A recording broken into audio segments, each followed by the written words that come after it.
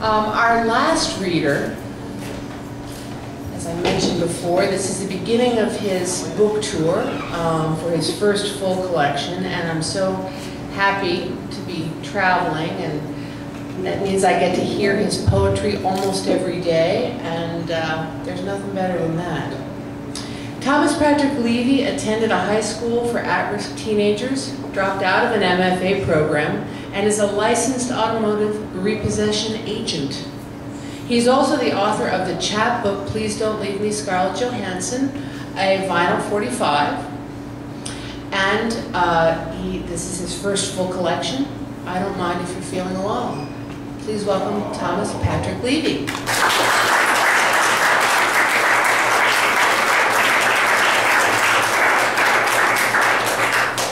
Hello. I have a complicated middle name. It's Patrick. Yeah, Nate told me last night that that poem was about me. So he said not really, but anyway, that's cool. I wish Nate Slauson wrote poems about me. Yeah, I definitely need this thing, but it's kind of awkward. So we printed this little book. Oh yeah, dope. And we made the font really small. It looks awesome, but I don't know, I can't. All right, we'll figure it out. Yeah, so I'm really stoked to be here. My brother's doing an count right now of how many times I say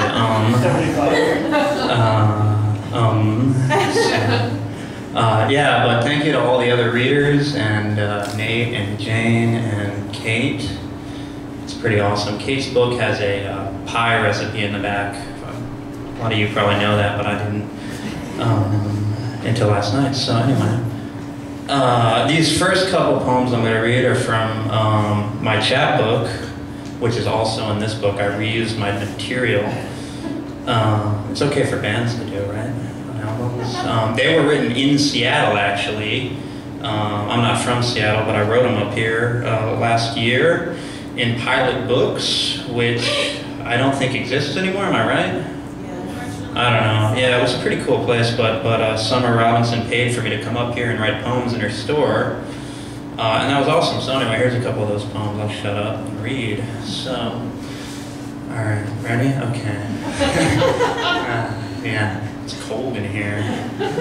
Oh, Scarlett, I don't know what mountain these are, but when I see them, I hear your voice coming like pockets of fog gathered between them, and I don't really know why, but you sing Tom Waits and make me cry, the grind of a truck downshifting through each turn, and each note gathering into a puddle on my shirt, and the freeway mourning each scorched tire, yelling, I've come 500 miles just to see, and my own tires still wishing across the pavement while your body moves just like a song that moves just like the shadow of a body aching. And Scarlett, I can't keep worrying that one day your lipstick will explode your pretty face, and I can't keep but worrying about the thinnest part of your wrist that you hang up above your head, and God, you always carry that purse filled with a forest made of these poems.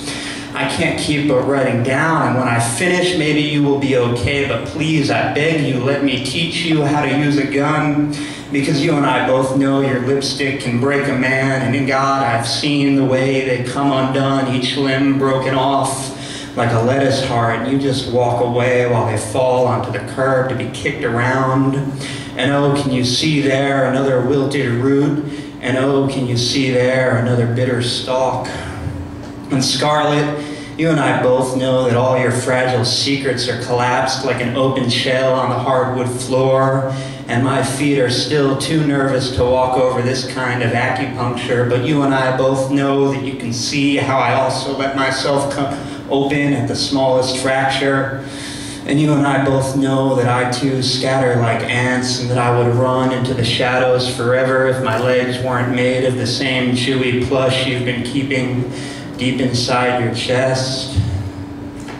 And Scarlett, I don't know what wound made your heart this shallow hole, but the yard is so full of them that when I come home late, I trip my way to the door, and you and I both know that the animals now stay away since they've heard you scream, take them back to your red house. And even when I want to stay in to practice making noise, I have to take your wounded little hand outside into the hot evening and cover it with dirt and say that sad little prayer that ends in the jail of your arms. Wow, this isn't working right here. No, I need to, I don't know. No, it's working really awesome. This is Gregory Sherrill's book right here that we're using. It's called Heavy Petting, and we're using it as a mic stand. Yeah, so I don't know what I'm gonna do. I'm just gonna keep doing this. Yeah. Yeah, I was really nervous that I was gonna lose my place and all this stuff. So I got these little pink things in my book, and Nate gave them to me. Yeah, uncount. It's really awesome to be here. Yeah, Catherine was talking about how Yes Yes Books just kind of started, and we're about a year old now, and she put together this incredible book tour. This isn't the only date. We're going cross-country, kind of, and we're hopefully going to end in Brooklyn or New York or something. We're still figuring that out, but we're also reading at this place called Splab tomorrow night. I think that's right here in Seattle, so you could be a total groupie and come out and see us again. Or, you know, whatever. So these next couple pieces are from a section called A More Perfect Archway. Keep running out of breath, forgive me.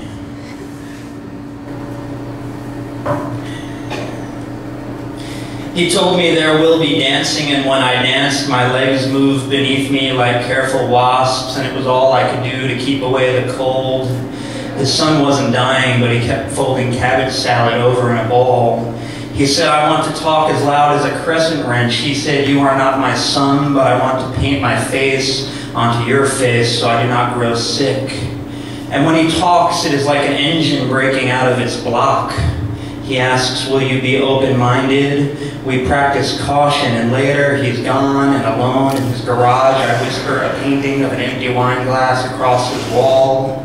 I leave my mind to disintegrate like a sour orange. On the lawn, I push the bolts with a tiresome wrench. When I talk, it is like a radiator burning your cold fingers. He says, some things may never change. He says, in the winter, hats don't really keep us warm. He says this is an allergy or a cut on the back of your knee, and I can never stop thinking. Neosporin is not an ointment, or it's not a cure, but an ointment. I can spread this over my sickness. I can take a pill and I can lie down to enjoy the wet fuzz of the moment. I scratch the cut. I say, I understand what I could do with my coins, and he says, you are full of fucking shit. I think about you also and tell him I have no idea why I spend each afternoon tearing our sheets apart. My hands are black. I say I need some new kind of coin to keep me. I say I want the red drip of petals to cover me. I want you, but mostly I want the cold shock, the aloe leaf. And he says, resist the animal urge, so I hole up in my apartment watching the cars on the street outside. He says, resist the instinct. He says, you're always wrong. I watch you across the street carrying 2 bags out of the grocery store. In that bag there is sparkling lemonade and pancetta and ricotta. He says, do you crave the same things you craved a year ago? And sometimes I am lonely, so he says, inside there are waves bolted down to your brain. The wires cross, and across the yard a bird makes the noise of a television dinosaur. You're in the water touching your hair with your fingers. You whisper to me, but I'm distracted. And while he's checking all those little red flags, I'm across the street with the salt shaker. At the diner back home, he used to do this on Sunday mornings. We would be inside eating the world's best pancakes, and he would be in the parking lot with the salt shakers. I wrote him, but he was so busy he didn't have any time. There were too many flags, and I said there might be another war. Oh no, fuck. And every morning is a new breakdown. I can only clean the countertops, wash the green out of the washcloths. You sometimes come home and look nowhere but straight ahead. I make so much noise. I build each disaster to scale. I try to finish when the glue is made of dried residue. He says the model home is the illusion of the home. He says you know everything, but everything is not enough. And on the sidewalk, there's a picture of a maze. I try to follow the pathways. I follow the sidewalk forever, and when I come home, I look everywhere. I find your eyes in a sandwich bag. I find a new pile of trash. He says you're only in control when the walls move like lungs. He says you're nervous like a dirty sink. And his words are a house, so many strong bricks. He says your ideas do not meet. His words are still coming together around me like walls, the color of power steering fluid. I swallow liquid soap and blow halos into your hair. You see I am alone. You see I will be outside through the night looking through the stars, a blanket covering my shoulders. He says you must build a more perfect archway.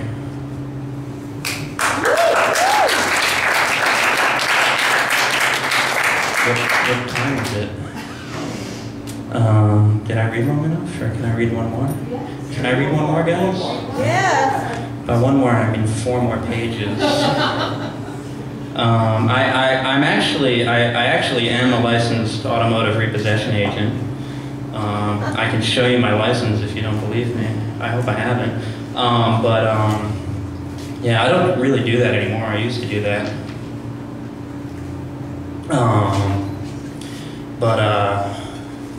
Anyway, there's some images throughout my poems that come from doing things you do when you steal somebody's car in the middle of the night. This poem is called Hold Me Harmless. Harmless, your car is made of beautiful pieces of fiberglass. I put my face down on the window. I thirst. I touch your car. I touch the wheels of your car with my finger and imagine how warm your trunk must be. There is rubber and there is steel, and at night I will come through your garage and not even hide.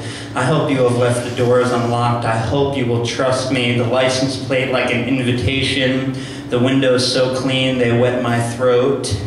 And hold me when the license plates are changing. I never know what I am looking for. This is a picture on copy paper. This is a piece of copy paper with a picture of a license plate on it. The numbers keep changing, and I see a row of silver cars, 199, 199, 192.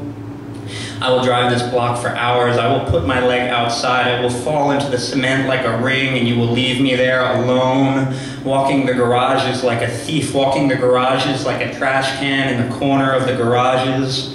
I will keep moving, the piece of paper blowing out the window onto the curb, the copy paper blowing out the window on the curb like a bag of shit you left near the fence, a bag of shit and the numbers still changing. And hold me when there is nothing safe. My sweatshirt is a bulletproof vest. I carry 2 knives. Nothing is secure. My sweatshirt is made of weak cloth. I climb under the fence. I murder my boredom with these 2 long knives. I fold them into my pocket like a wonderful roll of money. I keep this safe and I move very quickly. I am a dream. I am invisible until you catch me counting parking spaces. You question me and you quickly shut the fuck up. There are no dreams which can explain my behavior. I am a body of dimes. I roll across the parking lot. I am a body of secret felonies. And when I go away, I take your keys with me, and I leave your things, your bag of suits, your special change. I have so many numbers in my head, I can't remember colors. I think synesthesia, I can't explain this to you. When you come after me, you are like a fistful of thumbtacks, each one a different color. I am worried you might cry, your tears like shredded tires, your tears coming out like coins from beneath the lens of your glasses. That's it.